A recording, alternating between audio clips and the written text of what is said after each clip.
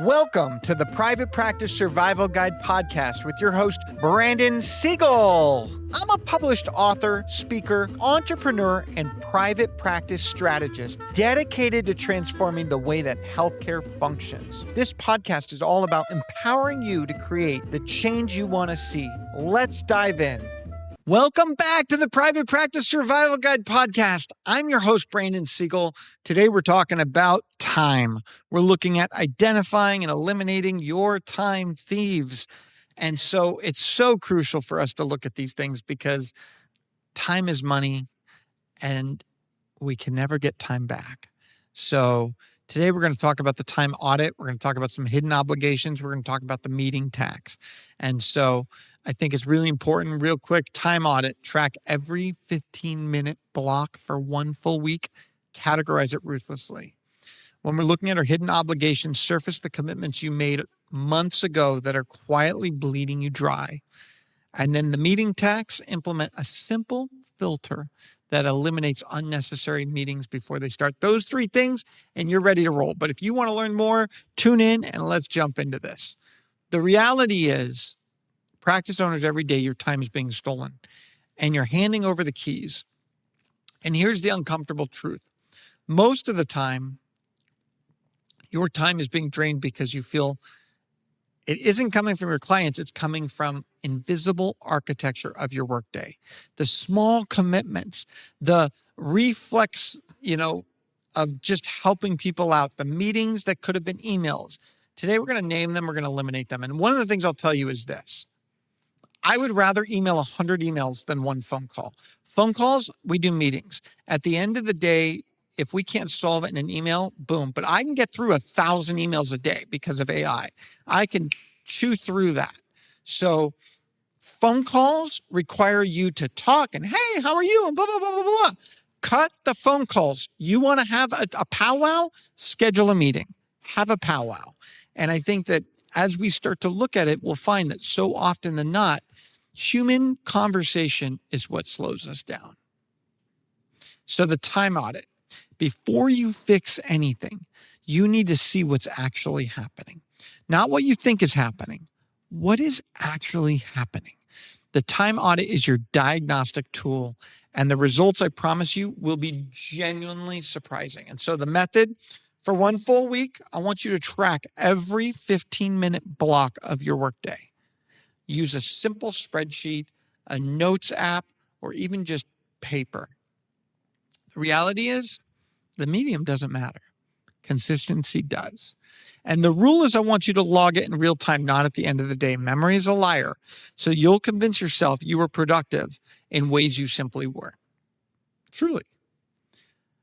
In this world, I want you to have a 3-category system. So as you track each 15-minute block, assign every single activity to one of those 3 buckets.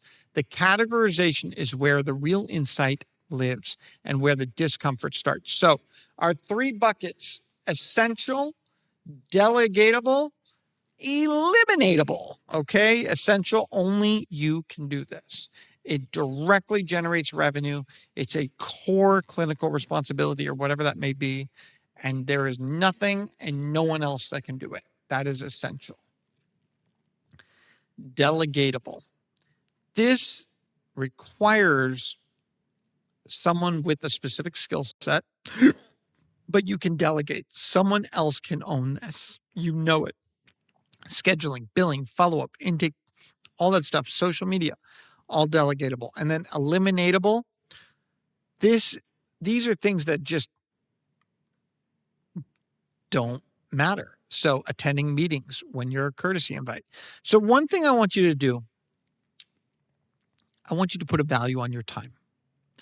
And when you look at things, I tell people, I'm like, my time's not worth that meeting.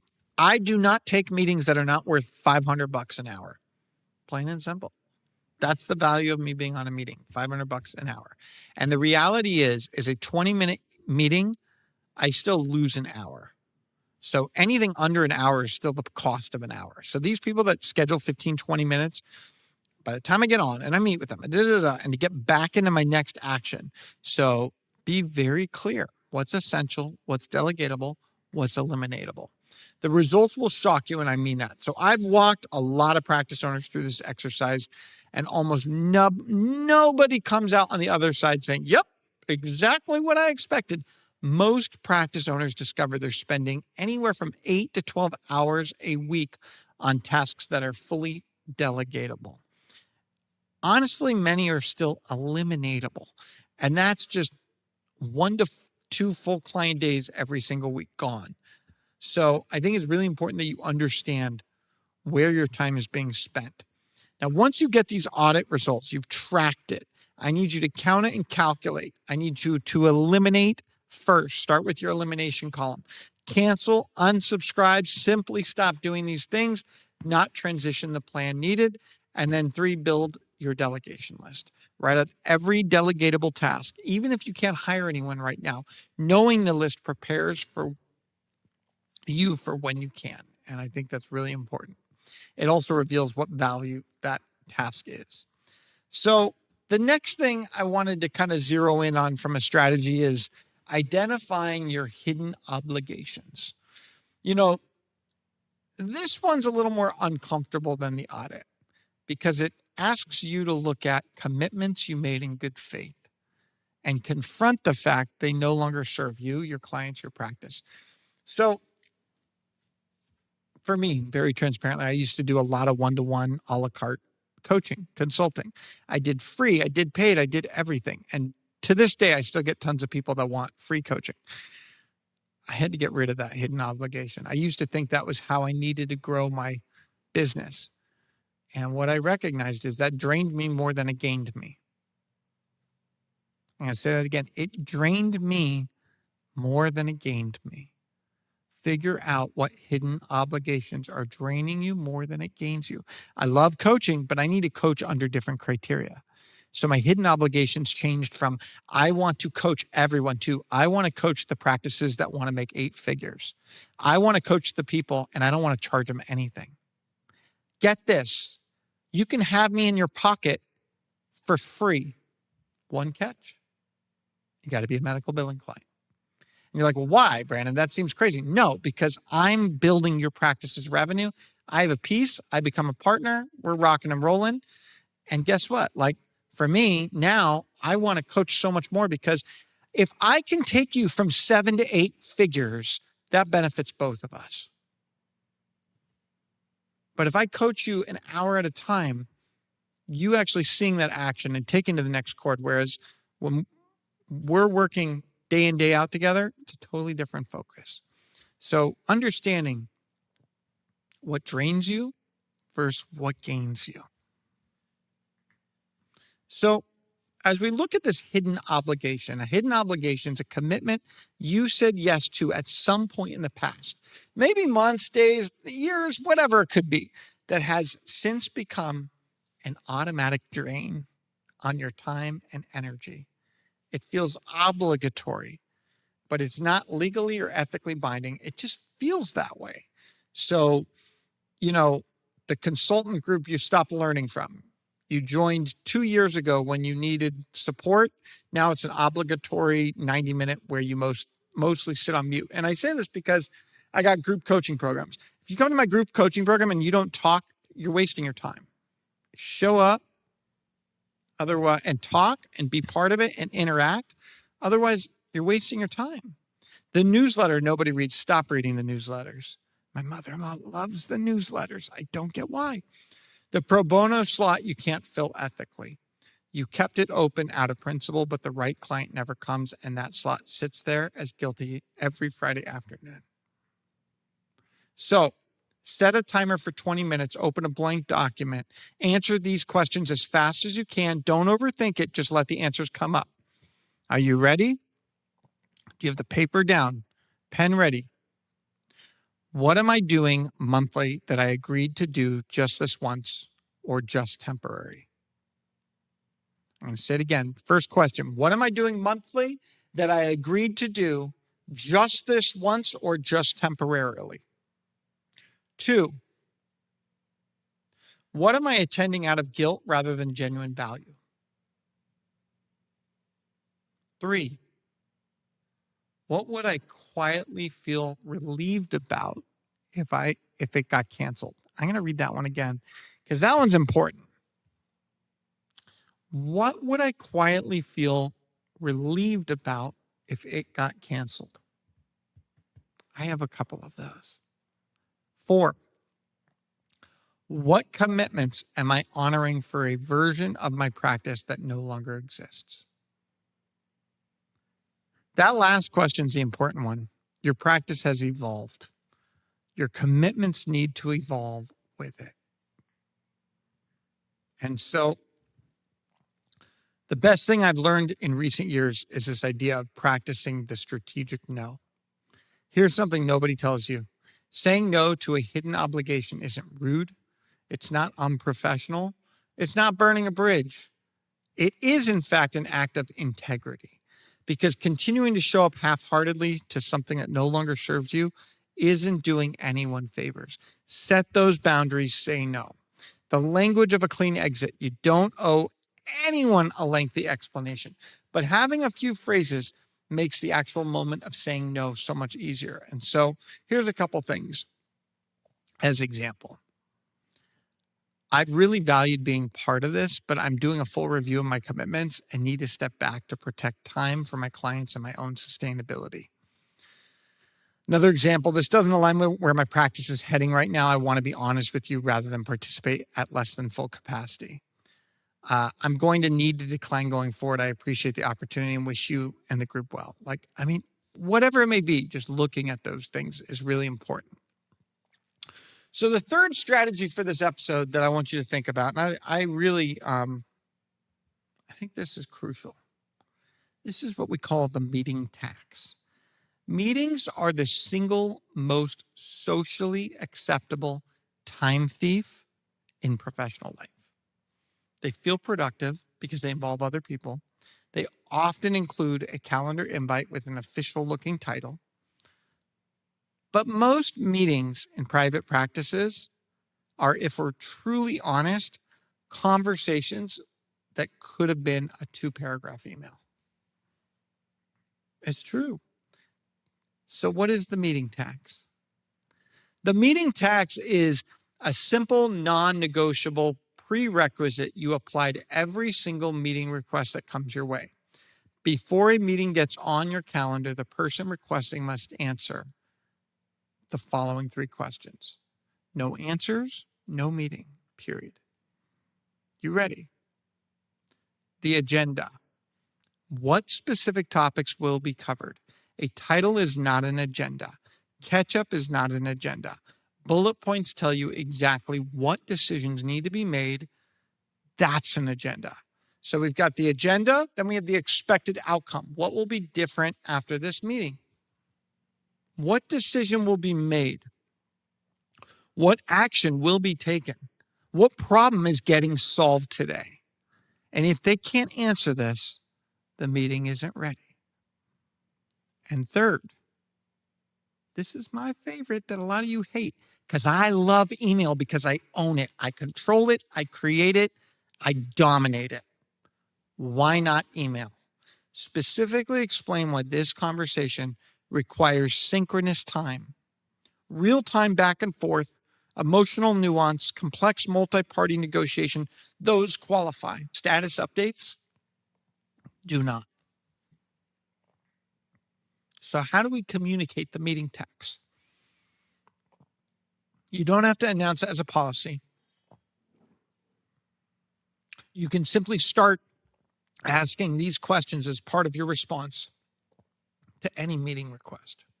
Here's how it sounds. Hey, can we schedule time to connect about the referral process? Absolutely. Happy to find time. Can you shoot me a quick agenda with the specific questions you want to cover? What you're hoping will actually decide by the end of the call. That way I can come prepared and we can keep it tight. So notice what just happened. You didn't say no, you raised the bar slightly. And in doing so, you'll find that a significant percentage of meeting requests simply resolve themselves, because when people have to articulate what they actually need, they often realize they can handle it asynchronously. And so what happens when you implement this meeting tax? What I've found is within 2 to 3 weeks of consistently applying this filter, most people report a 40 to 60% reduction in meetings. Not because they become unvaluable, but because they made the cost of a meeting visible. The meetings that do happen become dramatically more focused, shorter, more productive. You get your time back, and the people you do meet with often thank you for it. They do. So putting it all together, at the end of the day, these 3 strategies work best when deployed in sequence. So here's your practical implementation timeline for the next 2 weeks. Days 1 through 7, you're going to run a full-time audit. Track every 15-minute block. No judging, no changing behavior yet, just observe and record. Day 8, that's step 2. Review your audit results. Total each category. Write the numbers down somewhere visible. Do the hidden obligation inventory. Set your 20-minute timer and go. Day 9 through 10, send your clean exit messages for any hidden obligations you identified.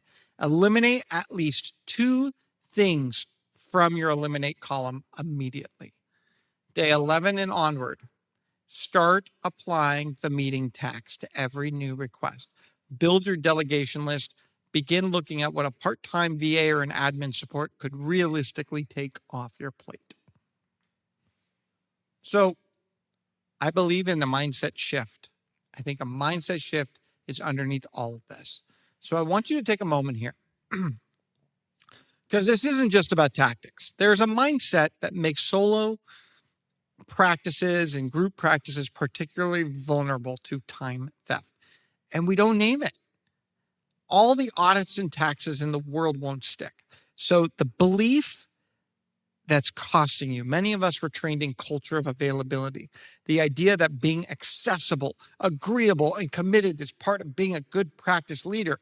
And in the therapy room, that's often true, but that same posture applied to your entire professional life will dismantle your quality to do good work. Every hour you reclaim from low-value work is an hour you can give your clients, your family, your own rest and renewal. Saying no to time thieves is saying yes to what matters most. And so we got to start small. If this episode feels like a lot, good.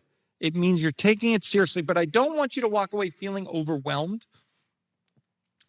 If you can only do one thing this week, do the time audit.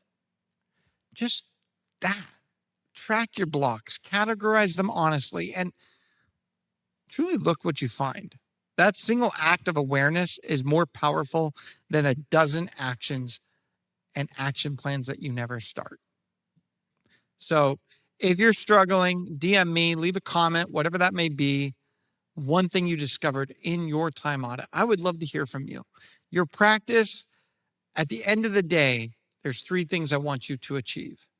Your time audit, your hidden obligation analysis, and implementing your meeting tax. Thank you for tuning into this episode of the Private Practice Survival Guide podcast. Don't forget, like us, subscribe, reach out. We've got resources for you. We care. And don't forget, together we can thrive, not just survive.